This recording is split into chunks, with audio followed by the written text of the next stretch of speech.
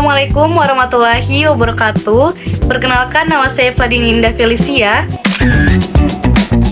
Pada percobaan ini kita akan membahas identifikasi parasetamol menggunakan metode kromatografi lapis tipis atau KLT. Metode ini sering digunakan karena sederhana, cepat, dan cukup akurat untuk memisahkan serta mengidentifikasi senyawa dalam suatu campuran. Untuk memahami hasil percobaan ini, kita perlu mengetahui prinsip dasar KLT, faktor yang mempengaruhi hasil, serta cara interpretasi nilai RF. Prinsip dasar pemisahan pada kromatografi lapis tipis adalah perbedaan interaksi masing-masing senyawa terhadap fase diam dan fase gerak. Fase diam biasanya berupa silika gel yang bersifat polar, sedangkan fase gerak adalah pelarut yang bersifat polar maupun non-polar. Ketika sampel ditotolkan pada pelat dan dielusi, masing-masing komponen akan bergerak dengan kecepatan berbeda tergantung dari afinitasnya. Senyawa yang lebih tertarik pada fase diam akan bergerak lebih lambat, sedangkan yang lebih larut pada fase gerak akan bergerak lebih cepat. Inilah yang menyebabkan terjadinya pemisahan.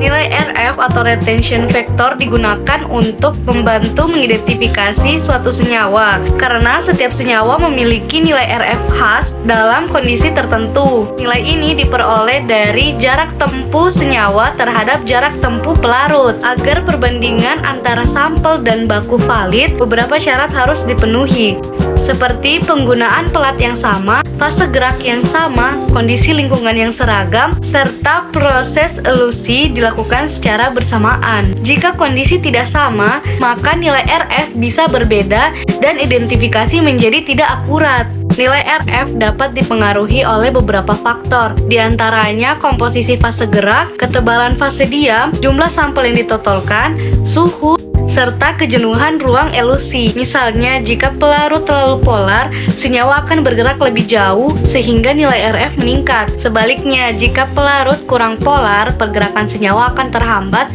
dan nilai RF menjadi kecil. Selain itu, penotolan sampel yang terlalu banyak dapat menyebabkan bercak melebar sehingga sulit diinterpretasikan. Nilai RF dihitung dengan membandingkan jarak yang ditempuh oleh noda senyawa dengan jarak yang ditempuh oleh pelarut dari titik awal. Jika nilai RF sampel berbeda jauh dengan nilai RF baku, maka kemungkinan senyawa tersebut bukan parasetamol atau terdapat kesalahan dalam proses percobaan, seperti kondisi elusi yang tidak sesuai atau kesalahan teknis lainnya. Oleh karena itu, kesesuaian nilai RF menjadi indikator penting dalam identifikasi. Jika fase gerak yang digunakan terlalu polar, maka hampir semua senyawa akan terbawa naik bersama pelarut, sehingga pemisahan menjadi kurang baik karena noda berkumpul di bagian atas. Sebaliknya, jika fase gerak terlalu non-polar, senyawa akan cenderung tetap di titik awal karena tidak cukup terelusi. Mekanisme ini terjadi karena keseimbangan interaksi antara fase diam dan fase gerak tidak optimal, sehingga pemilihan pelarut harus disesuaikan agar diperoleh pemisahan yang baik.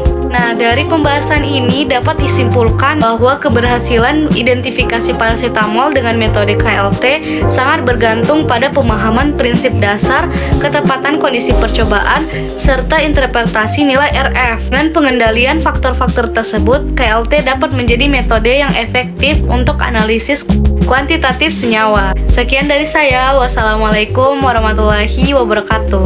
Terima kasih.